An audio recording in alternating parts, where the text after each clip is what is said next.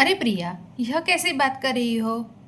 सारी saving account में, FDs में, गोल्ड में, no SIP, no mutual fund, no LIC, no health insurance.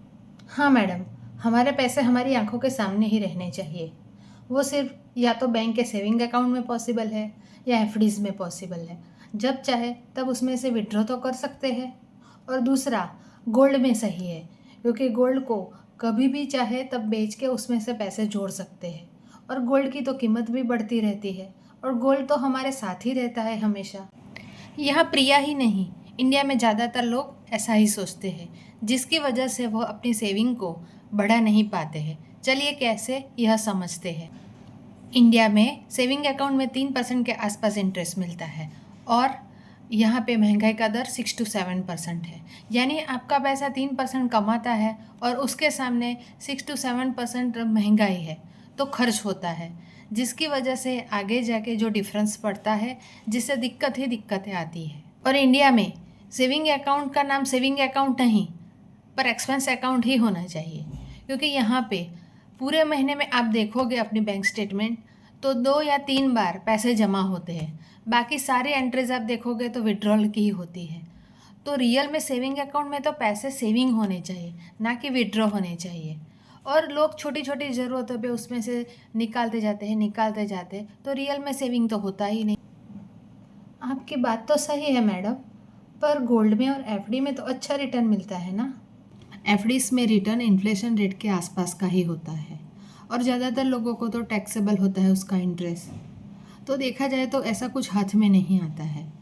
और गोल्ड की बात की जाए तो गोल्ड में इन्वेस्ट करना चाहिए, पर कुछ हद तक। इंडिया में गोल्ड के साथ हमारे इमोशंस जुड़े हुए होते हैं, तो कितनी भी परिस्थिति खराब आए पर हम गोल्ड बेच नहीं पाते हैं। खराब परिस्थिति में यहाँ वहाँ से लोन ले लेते हैं लोग, या इधर उधर से उधार ले लेते हैं पैसे, पर गोल्ड बेच नहीं पाते हैं। गोल्ड जनरली हमारे नेक्स्ट जनरेशन को ही पास ऑन होता। तो क्या सेविंग अकाउंट में, एफडी में या गोल्ड में पैसा ही ना डालें? अरे मैंने ये कब कहा। सेविंग अकाउंट में 2-3 महीने के एक्सपेंस जितने पैसे रखो, एफडीज में इमरजेंसी फंड के लिए 12 महीने की जितनी इनकम होती है उतने पैसे रखो। कहने का मतलब है टोटल इन्वेस्टमेंट का 10-1% जितना गोल्ड में भी इन्वेस्ट करो, पर जो टोटल इन्वेस्टमेंट है उसमें बाकी का पोर्शन अपने गोल के हिसाब से इन्वेस्ट करो। Short term goal, long term goal, उसके हिसाब से म्यूचुअल फंड में lump sum, SIP, health insurance, LIC की पॉलिसीज़, अलग अलग बहुत सारे इंस्ट्रूमेंट हैं जिसमें हम इन्वेस्ट कर सकते हैं। समझ गए मैडम।